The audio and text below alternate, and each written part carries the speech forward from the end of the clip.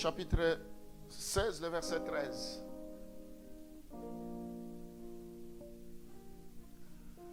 Samuel prit la corne d'huile et l'oignit au milieu de ses frères.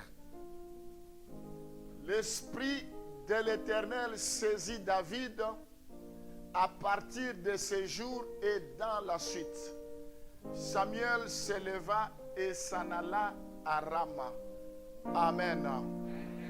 Vous pouvez prendre place, on va applaudir pour la parole de Dieu. Je vais vous inviter à vous asseoir, à prendre place. Merci, que Dieu vous bénisse. Alors, ce matin, j'aimerais que vous puissiez me prêter votre attention.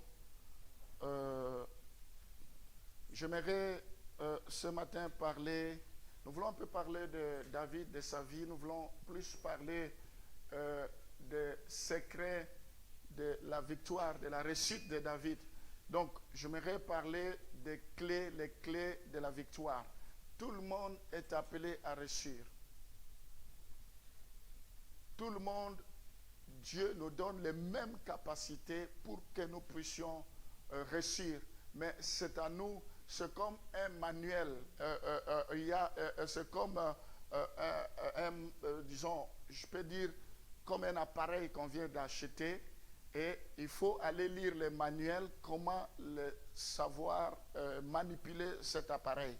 Donc, quelles sont les conditions, les moyens pour faire fonctionner cela. Alors, ici, le thème que j'aimerais parler, les clés de la victoire. David n'était pas connu. Tu n'as pas besoin d'être connu pour que Dieu fasse de grandes choses avec toi. Vaut mieux être connu de Dieu que d'être connu des gens. Les gens peuvent te connaître, demain ils t'abandonnent. Les gens peuvent te connaître, demain ils t'oublient. Mais si tu es connu de Dieu, tu es le plus heureux. Daniel était dans la brousse. Daniel était ignoré. Alors que, plutôt David, il était oublié, ignoré. Alors que Dieu voulait oindre quelqu'un, voulait remplacer quelqu'un à la place de Saoul. Dieu voulait quelqu'un.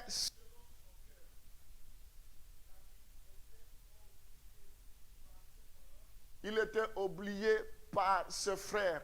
Il était oublié. Des fois, les combats que nous subissons aujourd'hui, des fois, les combats auxquels vous êtes victimes ne viennent pas forcément de personnes de l'extérieur. Peut-être ça vient de membres de ta famille. Peut-être ça vient de tes frères. Peut-être ça vient de tes parents. Mais quelle que soit l'origine des combats, nous n'avons pas à paniquer parce que Dieu est capable de confondre nos ennemis, quelle que soit leur origine. Alors David n'était pas connu, mais Dieu avait un projet merveilleux pour David. Ce matin, j'aimerais te dire que Dieu te connaît. Ce matin, j'aimerais te dire que Dieu veut changer ta vie. Ce matin, j'aimerais te dire que Dieu veut t'amener dans une autre dimension. Dieu veut resplendir sa gloire sur toi. Tu dois être prêt, quel que soit. Ne regarde pas à l'apparence. Dieu, quand il appelle, quand il choisit, il ne regarde pas à l'apparence. Ne regarde pas à ton apparence. Ne regarde pas à ton âge. Dieu est capable de restaurer quelqu'un. La Bible dit, Dieu se sert des choses qui sont viles, des choses qui n'ont pas de valeur. Dieu prend quelqu'un dans la poussière, il l'élève. Il prend celui qui est à l'élever, il l'abaisse. Dieu ne regarde pas à l'âge, comme je disais. Donc, Dieu s'est servi de David parce que quand Dieu a envoyé son serviteur pour aller le oindre, on a regardé, on a fait défiler tous ceux qui étaient éloquents, tous ceux qui parlaient bien, qui présentaient bien, tous ceux qui attiraient. Mais l'homme de Dieu a dit non, non, il n'y a personne. Et il a dit, c'est fini, c'est tout ce que vous avez comme enfant. Il dit, nous avons encore un autre enfant qui est en brousse. Il dit, allez le chercher. Mais on ne va pas entrer dans les détails. Mais ici, dans la vie de David, quand on est allé le chercher, malgré qu'il sentait les animaux, malgré quelqu'un qui vivait en brousse, si le choix de Dieu est sur toi, si Dieu te choisit, si Dieu est pour toi, qui sera contre toi? Laisse-moi te dire, si Dieu te pointe les doigts, les gens peuvent monter, peuvent descendre, ça ne changera rien. Ce que Dieu a déclaré pur, personne ne peut déclarer impur. Ce que Dieu a déclaré saint, personne ne peut déclarer impur. Souvent, nous condamnons les gens pour rien. J'aimerais vous dire une vérité. Quand ces gens-là que nous condamnons, quand ils prient la nuit, ils se répandent devant Dieu, ils se convertissent. Est-ce que toi, tu le sais? Quand ces gens-là, ils pleurent devant le Seigneur, ils se répandent, ils avouent leurs fautes, ils confessent leurs péchés, seuls, chez eux, à genoux, en train de prier. Est-ce que toi, tu es là? Toi, tu restes seulement avec des anciennes choses. Tu continues à le condamner. Tu continues à parler en mal de lui. Mais la personne s'est déjà convertie devant Dieu. La personne a déjà demandé pardon. Nous devons arrêter de condamner les gens parce que nous ne savons pas les relations avec Dieu. Cette fois, mon serviteur tombe. Cette fois, je le relève.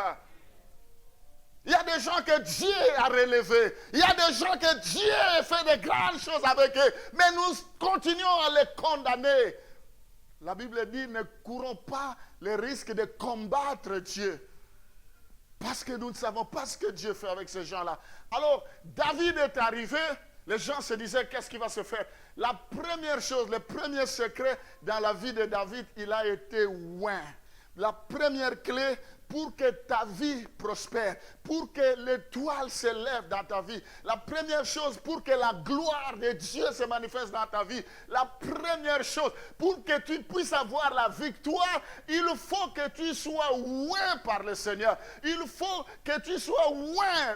L'onction, c'est la capacité surnaturelle. L'onction nous amène à ouvrir les portes qui sont fermées. L'onction nous amène à nous épanouir, nous amène à nous développer, à nous croître. Cela nous amène à monter dans les hauteurs. Amen.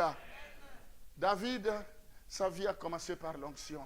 Si tu négliges l'onction, les capacités surnaturelles, si tu négliges que tu sois d'abord oint, sacré, consacré, ta vie ne va pas évoluer. David est sorti du néant. Pour réussir, tu n'as pas besoin d'être d'abord dans une famille de Bill Gates ou je ne sais pas, dans une famille, je ne sais pas, d'un riche de ceci. Non, Dieu va commencer avec toi. C'est avec toi que Dieu va commencer. Tu n'as pas besoin d'avoir des gens qui ont des bras longs, comme on dit, des gens qui ont des entrées. Mais avec toi, Dieu va commencer. Alors, David, tout a commencé par l'onction. Ici, David, il a été oint 3 fois dans sa vie. Mais ici, la première chose, nous voyons qu'il a été oint au sein de sa famille. Et cela, c'était dans sa maison. C'est là qu'il a été oint. Ce n'est pas anodin. C'est prophétique. Dieu nous a oint pour que nous puissions impacter nos familles. Dieu nous a oint pour que nous puissions impacter nos enfants. Pour que nous puissions impacter nos couples. Dieu nous a oint pour que notre entourage soit éclairé par nous. Nous ne devons pas négliger notre entourage. Nous devons payer le prix. Nous devons demander à ce que le Dieu d'alliance, Dieu qui a fait alliance avec nous, que ce Dieu-là se souvienne de nos enfants, se souvienne de nos progénitures, que ce Dieu-là se souvienne de nos arrière-enfants à cause de l'alliance que nous avons fait avec lui. Le Dieu d'Abraham, le Dieu d'Isaac, le Dieu de Jacob. C'est un Dieu d'alliance. Il ne faut pas négliger l'alliance que tu as avec Dieu. Parce que cela va se répercuter sur tes enfants. Cela va se répercuter sur ta progéniture. Alors, il a été oint dans sa famille. Combien prennent soin de leur famille? Combien se soucient de leur famille? Combien prient pour leur famille? La Bible dit, celui qui ne prend pas soin de sa famille, il est plus pire qu'un païen. Josué dit, moi et ma maison, nous servirons l'Éternel. Nous devons nous préoccuper pour le salut des membres de nos familles. Nous devons prier pour que Dieu puisse les visiter. Nous devons prier. La Bible dit, avec Dieu, nous ferons des exploits. Nous devons prier pour que la gloire de Dieu resplendisse sur nos enfants, resplendisse dans nos familles, resplendisse, touche nos oncles, neveux, je ne sais pas, que sais-je encore, mais que la gloire de Dieu descende. Amen. Amen. L'onction sur nous, c'est la différence. David, il a été oint 3 fois, comme je disais. La première fois, c'était dans sa famille. La deuxième fois, il a été oint devant les tribus, devant Juda. La troisième fois, il a été oint dans sa nation. Donc, il a été connu au niveau de sa nation. Donc, ton onction, ce que Dieu va faire avec toi, ça va s'étendre. Ça va aller beaucoup plus loin. Quand Dieu commence, il lui-même achève. Lui-même sait par où tu passeras. Mais il faut que tu puisses entretenir l'onction. Amen. L'onction de Dieu. C'est ça qui crée la différence. La différence, Dieu dit, vous verrez désormais la différence entre ceux qui me servent et ceux qui ne me servent pas. Nous avons besoin de l'onction. Dans Luc chapitre 4, le verset 18, Jésus a dit dans Luc chapitre 4, le verset 18, « L'Esprit du Seigneur est sur moi. Il m'a oint parce qu'il m'a oint pour, avant de commencer quoi que ce soit. » Lui qui était Dieu, il est d'abord monté sur la montagne. Il est allé jeûner 40 jours. Il a prié, il a prié. La Bible dit, il était rempli du Saint-Esprit. C'est alors qu'il a commencé. Nous avons besoin de la puissance de Dieu. Nous avons besoin d'être remplis. L'onction, on est loin pour un but. Il y a des esprits qui se liguent contre nous. Notre combat n'est pas charnel, mais notre combat est spirituel. C'est contre les principautés, contre les dominations, contre les forces du royaume des ténèbres. Quand Dieu a dit à Moïse, va délivrer mon peuple, Moïse, Pharaon, lui, il était entouré des enchanteurs, il était entouré de féticheurs, il était entouré de devins, il était entouré de magiciens, il était entouré de gens qui pratiquaient des gris-gris. Alors il a fait venir tous ces gens-là. Devant Moïse, ils ont fait transformer des serpents. Et ces serpents voulaient faire peur à Moïse. Dieu dit à Moïse, Moïse, qu'est-ce que tu as ta main? Prends ton bâton. Et Moïse avait le bâton et ce bâton s'est transformé en serpent. Et le serpent de Moïse a englouti, a avalé tous les petits serpents qui puissent exister. Amen. Ce que Dieu nous donne est toujours supérieur à ce que l'ennemi a. Nous avons le pouvoir de les dépouiller. Nous avons le pouvoir de les déstabiliser. Nous avons le pouvoir. Il nous faut l'onction. Jésus-Christ, il a dit, l'Esprit du Seigneur est sur moi. Il m'a oint pour annoncer l'Évangile. Dieu t'appelle. Cela ne suffit pas, il ne faut pas s'arrêter là, il faut chercher l'onction de Dieu, il faut chercher l'intimité avec lui, il faut chercher à développer ta relation avec Dieu, il faut avancer en profondeur. La Bible dit, Jésus-Christ, avant d'envoyer les apôtres, malgré qu'ils étaient ses disciples, malgré qu'il les avait formés, il a dit, n'allez pas encore, jusqu'à ce que vous recevrez une puissance, jusqu'à ce que vous recevrez une puissance.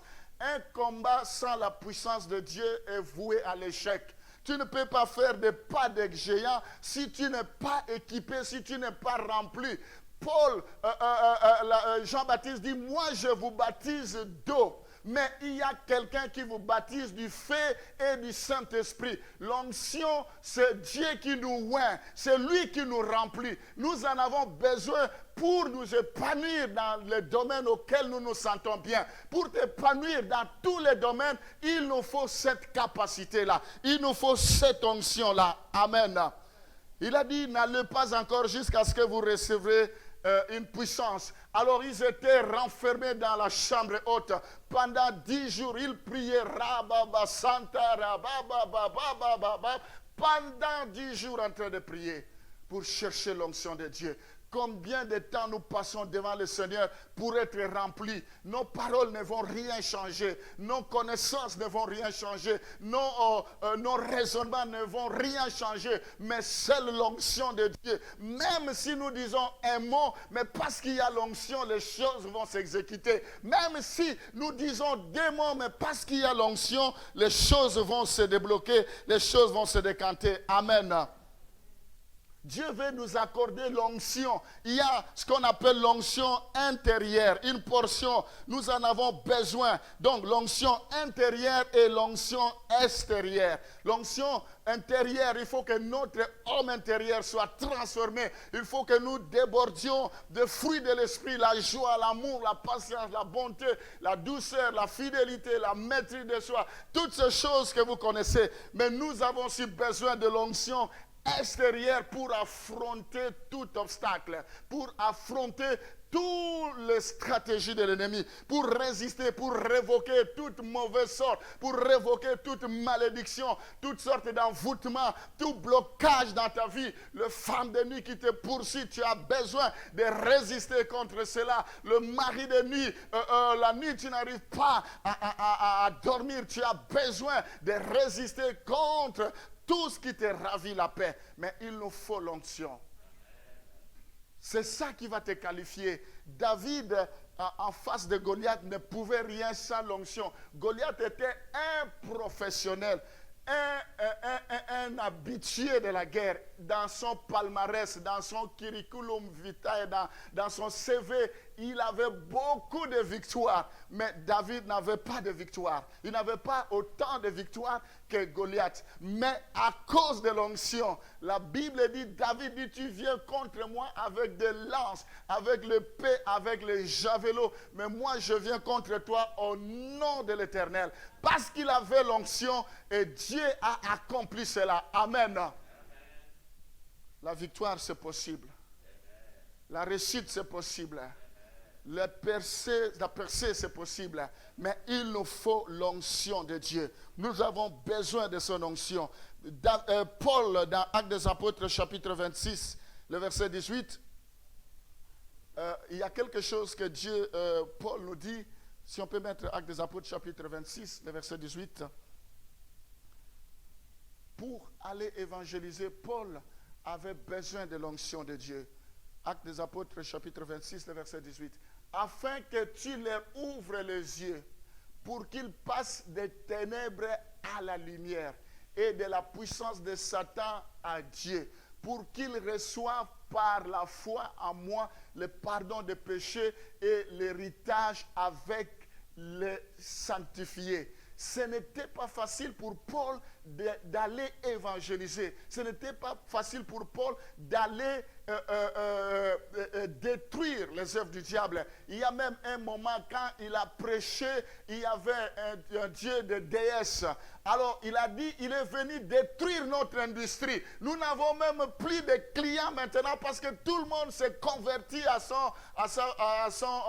sa doctrine. Tout le monde se tourne vers lui et ils ont cherché à tuer Dieu. Ils ont même jeûné. Il y avait à peu près une vingtaine de personnes. Ils disent, nous n'allons pas manger, nous n'allons pas boire jusqu'à ce que nous allons tuer Paul.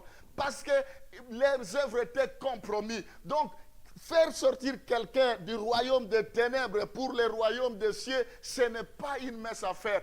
Pour qu'il passe des ténèbres à la lumière et de la puissance de Satan à Dieu, il faut une onction particulière. Amen. Notre travail n'est pas un travail charnel.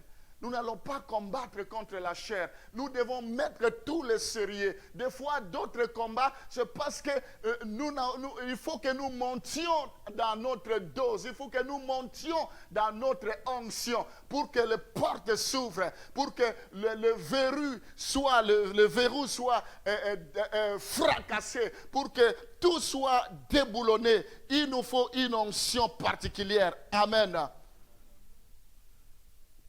L'onction, c'est pour libérer les captifs. L'onction, c'est pour libérer les prisonniers. L'onction, c'est pour libérer tous ceux qui sont sous l'emprise du diable. Nous avons besoin, peut-être vous pouvez me demander, mais comment on reçoit l'onction? Il faut croire. Ne t'ai-je pas dit, si tu crois, tu verras la gloire de Dieu. Ce matin, si tu crois que tu peux recevoir, tu les recevras. Qu'il te soit fait selon ta foi. Tout, il faut croire. Une fois qu'on a cru, il faut mettre la parole de Dieu en pratique. Vous n'êtes plus n'importe qui pour faire n'importe quoi. Vous êtes enfant de Dieu, mais vous marchez dans les ténèbres. Vous êtes enfant de Dieu, mais vous marchez dans les péchés. Vous êtes enfant de Dieu, vous marchez dans les compromissions. Dieu ne peut pas se glorifier. La Bible dit, quiconque prononce le nom de l'Éternel doit s'éloigner de l'iniquité. Ici, les gens s'amusent avec le Seigneur. Les gens s'amusent avec Dieu. Mais quelqu'un qui se dit chrétien, mais tu vois que tout lui est permis. Non, la Bible dit tout nous est permis, mais tout n'est pas utile.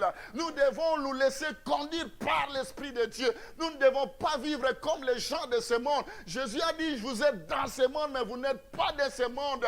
Nous devons vivre comme des citoyens du royaume des cieux. Daniel était un homme intègre, un homme droit.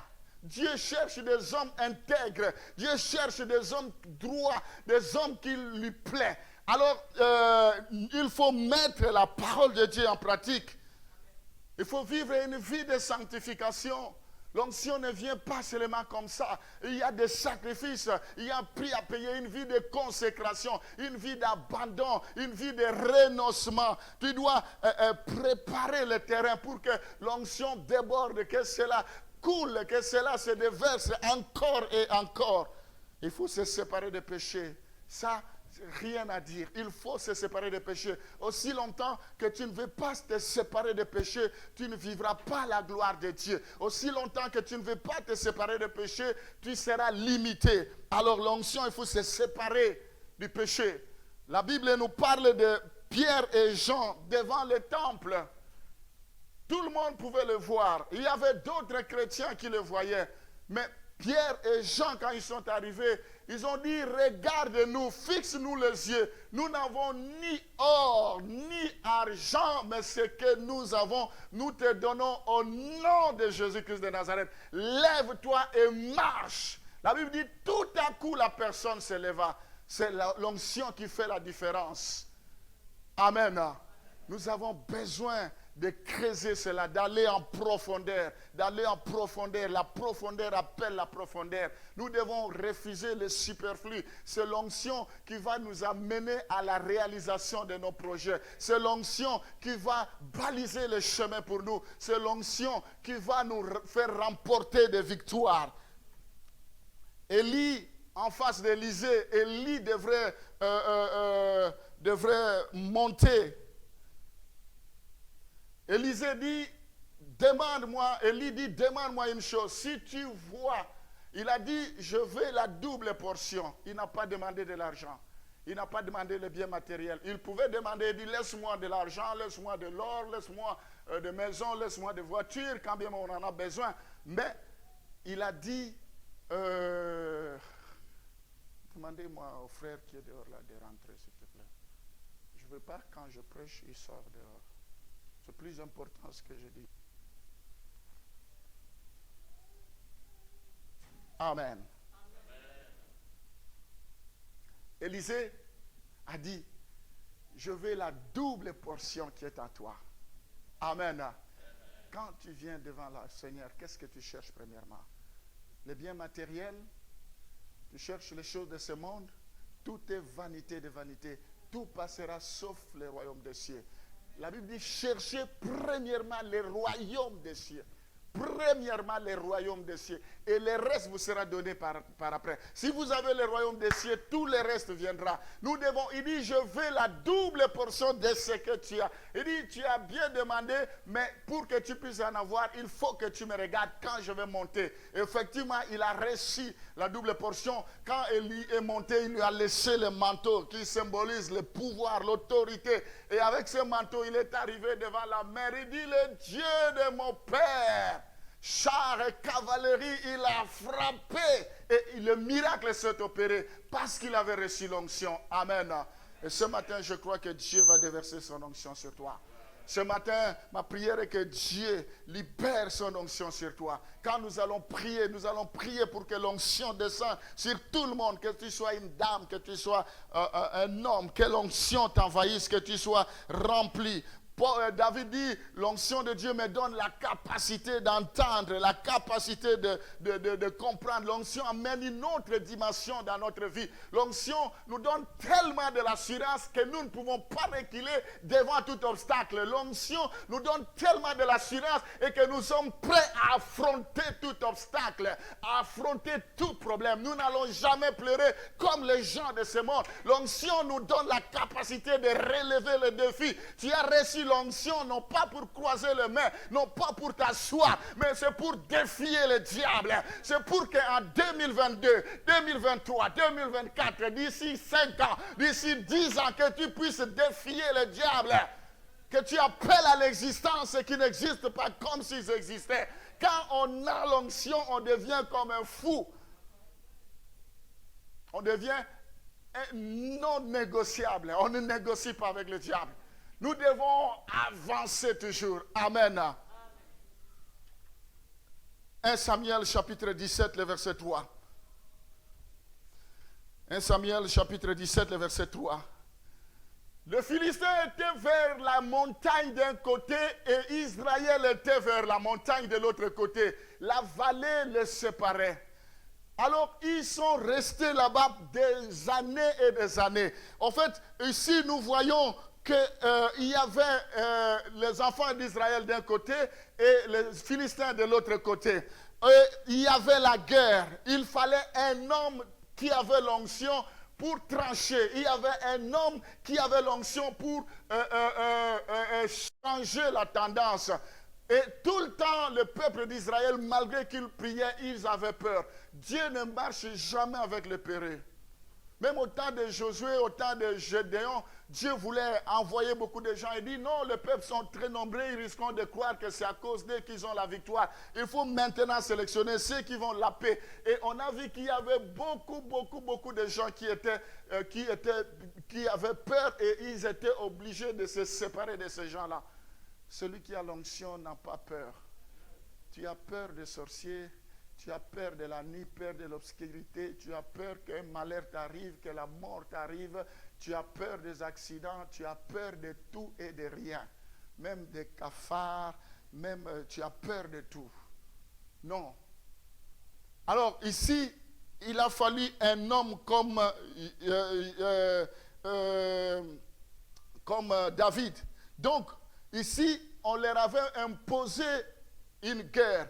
Un géant s'est dressé devant David, devant les enfants d'Israël. Le mariage peut devenir un géant pour toi, qui se dresse contre toi. Malgré ton âge, malgré tout ce que tu fais, il n'y a rien qui avance.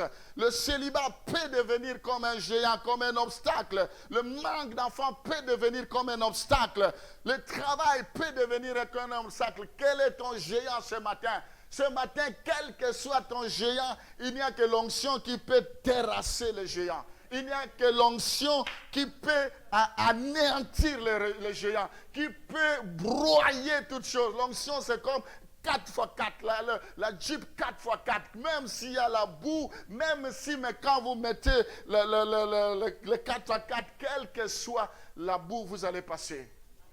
Amen.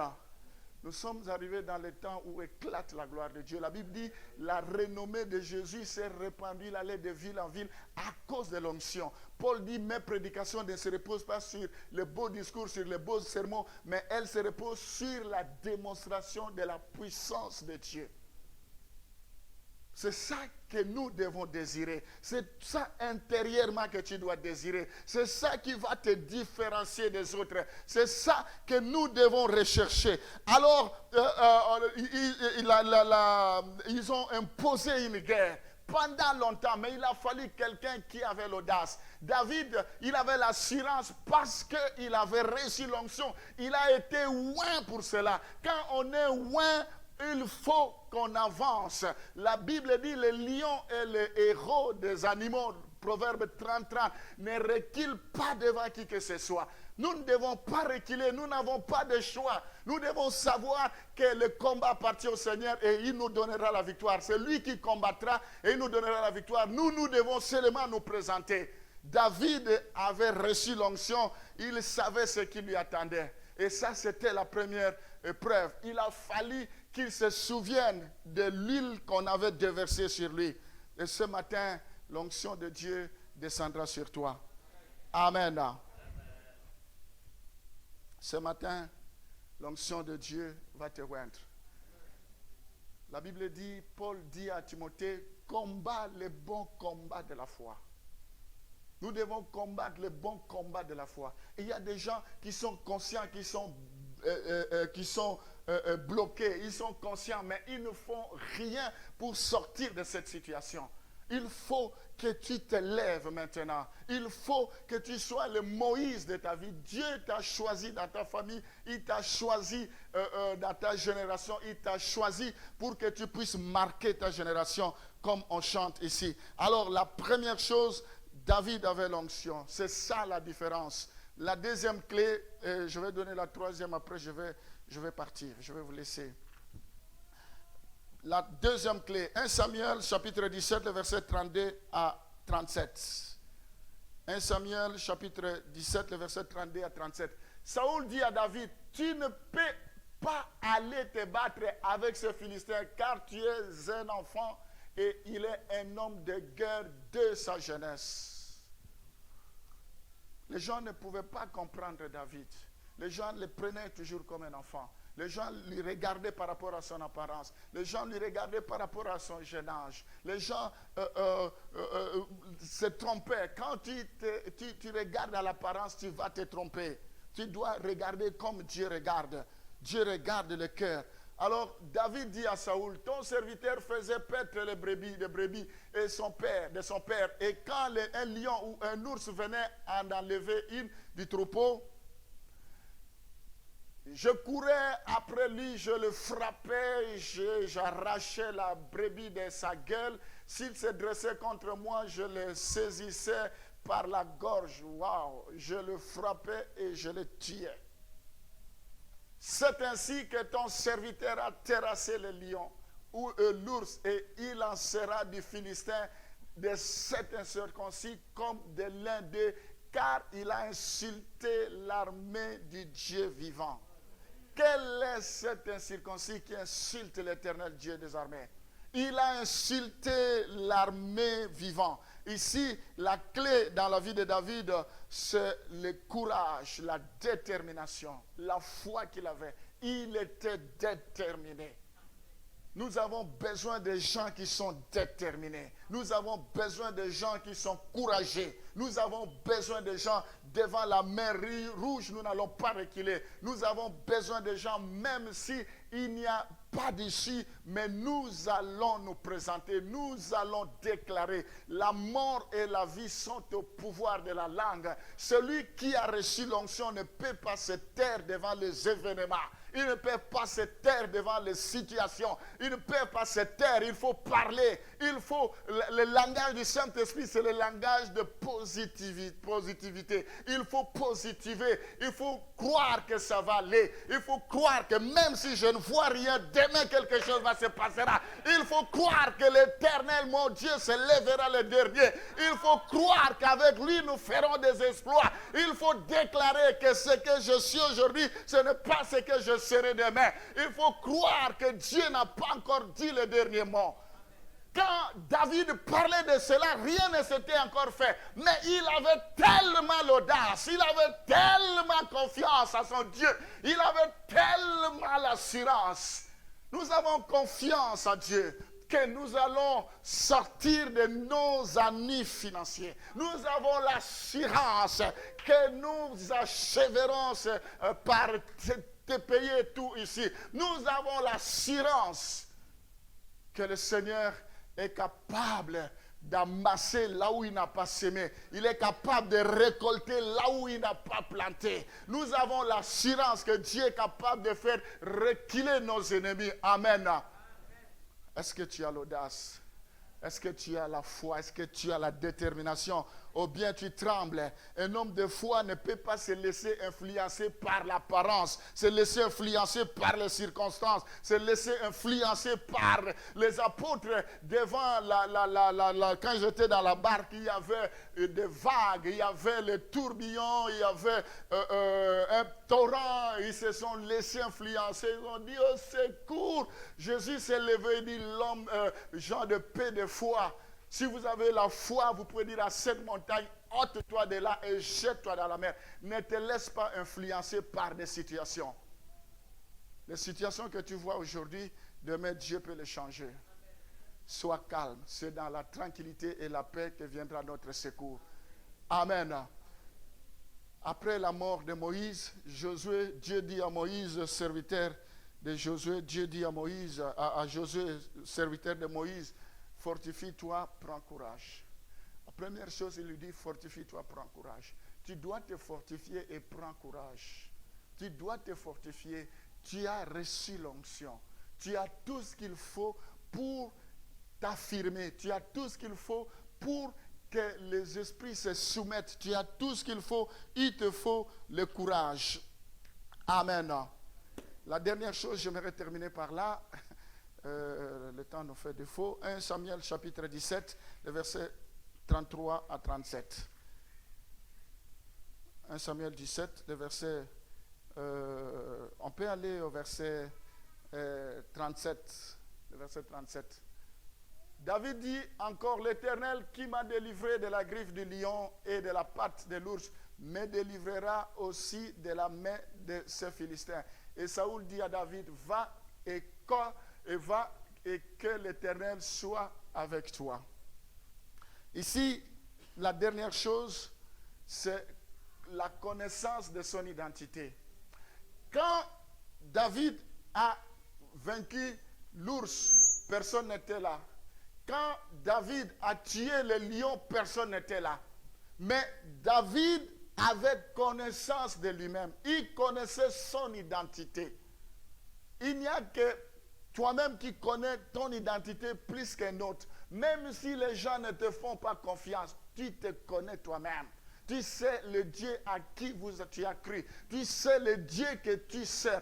Tu n'as pas besoin de l'approbation des hommes avant d'avancer, avant d'agir. Malgré qu'on les décourageait, il a dit, je connais le Dieu que je sers.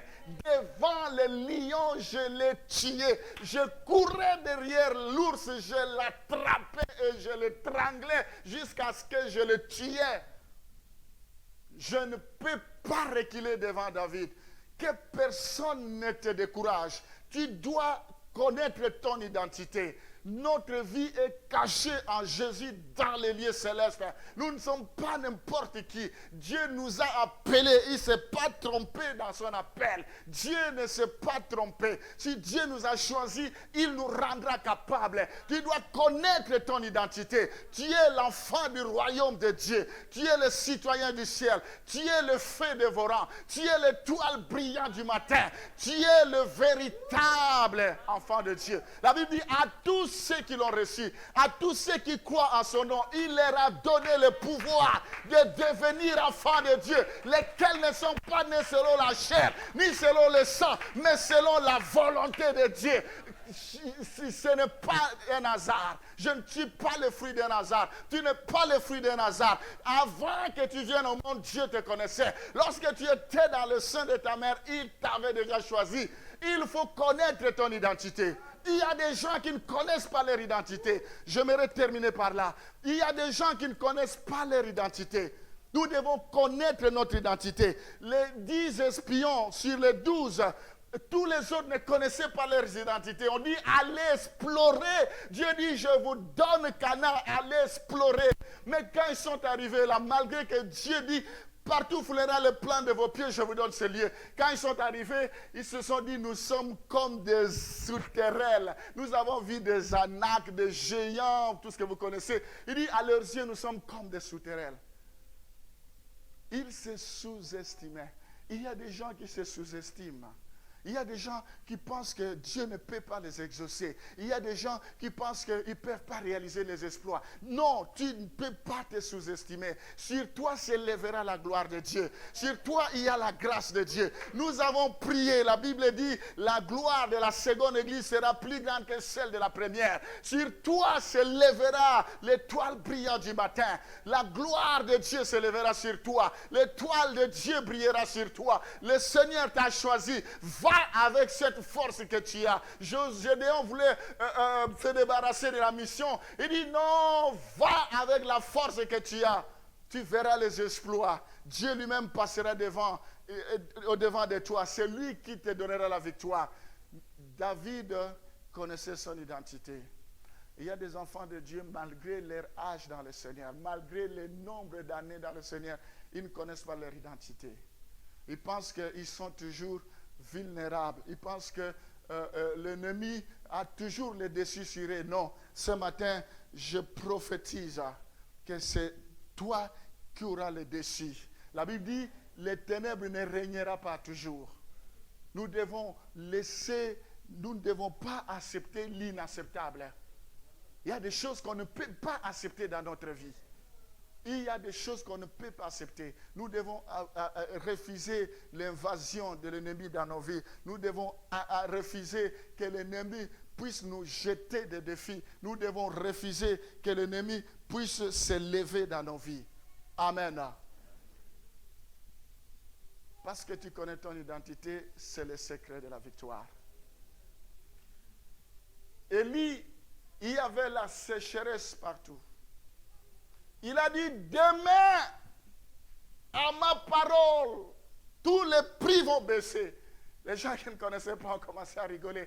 Celui sur qui l'officier s'appuyait, celui qui connaissait tous les rouages, les secrets, les finances, il a dit, même si au ciel, il peut y avoir des fenêtres, pareille chose n'arrivera pas. L'homme de Dieu lui dit, demain, tu verras cela, mais tu n'auras pas part de cela. Parce qu'il connaissait. Moi, je te fais confiance parce que tu as l'œil de l'aigle. Tu sais ce qui va arriver dans 5 ans. Tu sais ce qui va arriver dans 10 ans. Tu sais ce qu'il faut parler comme quelqu'un qui voit très loin. Nous ne parlons pas pour le présent, mais nous parlons dans l'avenir. Dans peu de temps, les gens vont s'étonner de toi. Les gens vont se dire, est-ce que c'est toi ou c'est une autre personne? Dans peu de temps, même toi-même, tu ne pouvais pas imaginer ce que Dieu fera avec toi. Mais il faut parler, il faut avoir l'audace. Toutes les conditions sont réunies pour que nous puissions nous exploser. Toutes les conditions sont réunies pour que nous puissions cartonner, pour que nous puissions réaliser des pas de géants. Et c'est possible parce que nous connaissons notre identité. Même si tu es resté seul, à cause de toi, Dieu fera. Même si tout le monde t'abandonne, Dieu est de ton côté. Avec Dieu, nous sommes toujours majoritaires. Nous sommes toujours majoritaires. Dieu est de ton côté. Par les défis, parle à ton problème, parle à ta situation. Et ce matin, nous devons parler à tous nos problèmes. Au nom de Jésus. Je vous invite à vous lever et nous allons prier. Alléluia. Je vais prier pour qu'on coupe le signal. Seigneur, je prie pour que toutes les personnes qui nous ont suivis ce matin, toutes les personnes qui ont été connectées, soient visitées, que leur vie soit impactée. Je prie pour que tu déverses ton onction, quel que soit le lieu que tu as, le lieu où se trouve plutôt, qu'ils reçoivent ton onction. Paul dit, je désire venir vous rencontrer pour vous communiquer quelques dons. Je crois qu'on ne peut donner que ce que l'on a. On peut communiquer l'onction, on peut libérer l'onction. Je prie maintenant pour que tu déverses ton onction dans le nom de Jésus.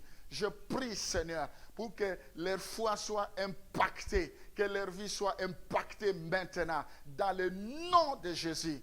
Je prie, Seigneur, pour qu'ils prennent conscience de leur identité. Ils ne sont pas n'importe qui, ils sont des enfants de Dieu. Ils ne sont pas des photocopies, ils sont les originaux. Ils sont connus de Dieu. Ils n'ont pas été bipés, mais ils ont été appelés réellement par Dieu. Soyez bénis, que la faveur de Dieu soit sur vous. Au nom de Jésus, nous t'avons ainsi prié. Amen.